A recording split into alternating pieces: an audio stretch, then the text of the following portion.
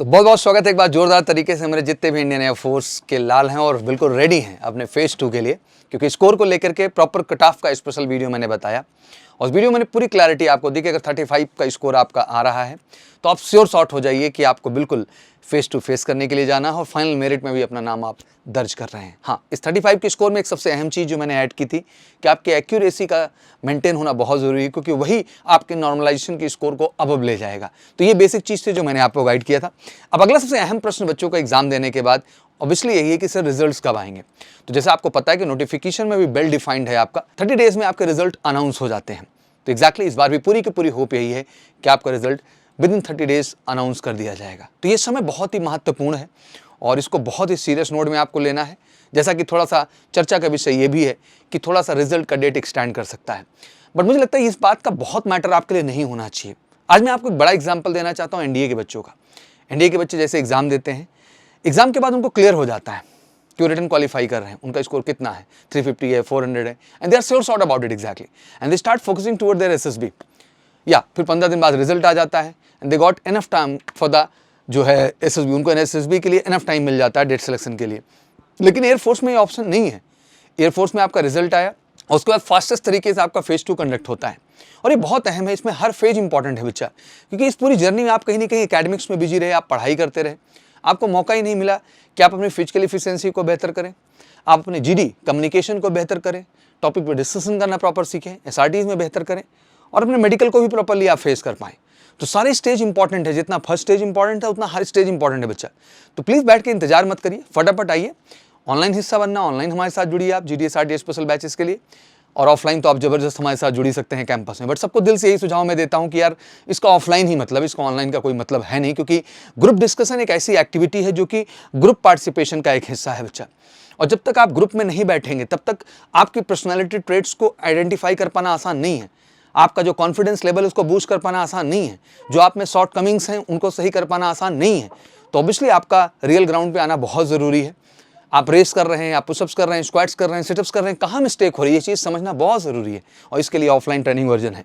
तो बिल्कुल ज़बरदस्त बैचेस स्टार्ट हैं, 1 जून से ही हमने प्रोजेक्ट कर दिया है, मंडे से भी स्पेशल बैच है। तो बिल्कुल तेजी के साथ फटाफट बैग पैक करो और आ जाओ एमकेसी, कॉल करके 9696330033 पे। बड़े ही रीजनेबल चार्जेस में पूरा पैकेज आपका बनाया हुआ है। देश में सबसे सस्ता और सबसे बेस्ट प्लान हमने आपको उठा के दिया है फेज 2 की प्रिपरेशन के लिए। तो बिल्कुल इंतजार मत करिए, जितना जल्दी आप हमारे पास आएंगे उतनी ही सफलता को 100% आप सुनिश्चित कर पाएंगे, क्योंकि जीडीएसआरटी स्पेशल बैच भारत में कहीं है तो केवल एमकेसी में। आइए अब आप डिस्कस करें सर इस बार जीडी के टॉपिक की क्या एक्सपेक्टेशन है। जीडी का टॉपिक पहली बात तो बहुत टफ नहीं होता है, बट करंट सिचुएशंस पे आपको अपडेट रहना बहुत जरूरी है। उन्हीं बातों को मद्देनजर कुछ स्पेशल टॉपिक मैं आपके सामने डिस्कस करने चला हूं जो जीडी की आपके इस बार के एयरफोर्स इनटेक 1/2023 के ग्रुप डिस्कशन के टॉपिक हो सकते हैं। जैसे पाकिस्तान का इकोनॉमिक क्राइसिस काफी हैवी लेवल पे है, तो ये भी टॉपिक आपके डिस्कशन का टॉपिक हो सकता है। आईएनएस विक्रांत जैसे कि पता है आपको इंट्रोड्यूस किया गया है, इसके विषय में डिस्कशन हो सकता है। The rise of generative AI एक टेक्निकल टॉपिक है जो आपसे डिस्कशन का विषय बन सकता है। India Japan relation, current relation क्या है।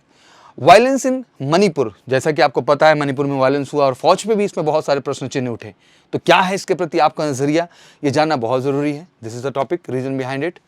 India as a developed country by 2047, ठीक है ना, तो ये भी आपके लिए बड़ा इंपॉर्टेंट टॉपिक है। ऑफलाइन एजुकेशन वर्सेस ऑनलाइन, जैसा कि आप समझ रहे हैं आज के टाइम में काफ़ी ज़्यादा ट्रेंड चल रहा है ऑफलाइन एंड ऑनलाइन एजुकेशन का।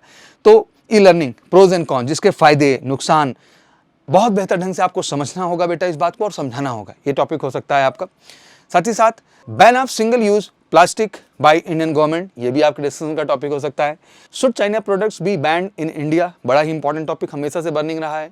Drone technology, pros and cons, who serve the country most, teacher और सोल्जर, बड़ा इंटरेस्टिंग टॉपिक होता है और आपका एक मौलिक नजरिया इस पर जानने की हमेशा जरूरत होती है, कोशिश होती है। अगला, India as a fast developing country, despite this people at the bottom are not beginning of it, in your view what is reason behind it, बड़ा ही इंटरेस्टिंग टॉपिक है, अक्सर डिस्कशन में इसको भी हिस्सा बनाया जाएगा।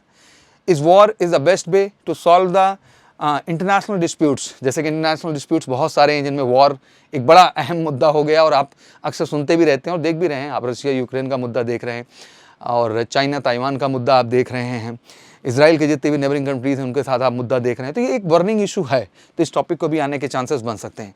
Is the concept of non violence still applicable? What is the biggest problem India is facing? India की सबसे बड़ी प्रॉब्लम इस समय क्या है जिसको इंडिया फेस कर रहा है? Public perception of police, how it can be improved? Involving army in civil task, right और wrong? Use of technology in agriculture? Vande Bharat express? Is China a threat to India? 2023 cricket world cup in India? Involvement of politics in sports? Involvement of politics in जो है sports, ये भी topic है। जैसे देख ही रहे हैं, ब्रिजभूषण इशू चल रहा है, कई सारे मुद्दे चल रहे हैं, तो ये सब बर्निंग इशूज बन सकते हैं जो आपसे पूछे जाएंगे। How to increase girls safety in India? Major sources of pollution in India? How to increase number of defence officers in India? What more facilities should be given to the Indian arm forces officers? क्या और facilities हैं जो Indian arm forces officers को देनी चाहिए? तो ये basically topic है जो आपके लिए बड़े ज़रूरी हैं और ये समय बहुत इंपॉर्टेंट है। तो I just want to suggest you one thing बच्चा, कि आपने बहुत मेहनत करके रिटर्न में अच्छा किया है और अगले स्टेप पे भी आपको वैसे ही हार्डवर्क और मेहनत को बेटा मेंटेन रखना होगा। उसके लिए सेल्फ स्टडीज़, सेल्फ फोकस भी कर सकते हैं, बट आपको कहीं कमी लगती है और आपको लगता है कि आपका अंग्रेजी बोलने में कमांड नहीं है, अंग्रेजी लिखने में आपका कमांड नहीं है, या आप फिजिकली अच्छा नहीं कर पा रहे हैं, या आप में कॉन्फिडेंस की कमी है, तो बिल्कुल फिर इंतजार मत करिए, फटाफट आइए एमकेसी के साथ जुड़िए बेटा। इन सारे प्रॉस्पेक्ट पे काम करेंगे, आपको कॉन्फिडेंट बनाएंगे, बेहतर बनाएंगे और फाइनली आपका जो सपना है इंडियन एयरफोर्स को ज्वाइन करने का वो 100% पूरा कराएंगे। उसके लिए उठाना है फ़ोन, करना है हमें कॉल 9696330033 पर और फटाफट हमारी क्लासेस का हिस्सा बन करके आप बिल्कुल शुरू कर सकते हैं। और एडमिशन ओपन हो चुका है तेज़ी के साथ, क्लासेस बिल्कुल इसी नंबर पर आप कॉल कर सकते हैं। बच्चे पूरे भारत के हर कोने से हिस्सा बनते हैं, मेहनत करते हैं हमारे साथ और फाइनली अपने रिजल्ट्स को श्योर शॉर्ट करते हैं। पूरा फिजिकल का भी ट्रेनिंग सेशन प्रॉपर अपना एमकेसी का बेटा फिजिकल ग्राउंड है, जहाँ आपको बाकायदे फिजिकल की हर फैसिलिटी दी जाएगी बेटा और बढ़िया ट्रेन कर देंगे और आप ये फीडबैक पाएंगे। One of the best training है हमारे ग्राउंड पे जो आपको मिलेगी, बेहतर मेडिकल फैसिलिटीज़ भी आपको यहाँ से मिल जाएगी, तो कहीं और जाने की ज़रूरत ही नहीं है। सेंट्रलाइज एमकेसी का हिस्सा बनिए और फाइनली फेज़ 2 में अपने आप को शॉर्ट करिए। तो 2 चीज़ें क्लियर कर दिए, कट ऑफ भी बता दिया 35 बिल्कुल क्लियर कट तरीके से, और साथ ही साथ बच्चा आपका जो है रिजल्ट्स बिल्कुल 30 डेज़ में नोटिफिकेशन में नोटिफाइड है उस चीज़ का। बट चलो टेक्निकली अगर एक्सटेंड भी होता है दैट्स नॉट इशू, वो मैटर है ही नहीं। मैटर ये है कि जो समय मिला इसके लिए आप अपने आप को बेहतर ढंग से तैयार करें। ज़्यादा समय नहीं है, 1-1.5 महीने ही मिलने हैं, तो इसको बेहतर करके और फेज़ 2 में अपना अच्छा करिए। Thank you so much, wish you good luck. जय हिंद, जय भारत।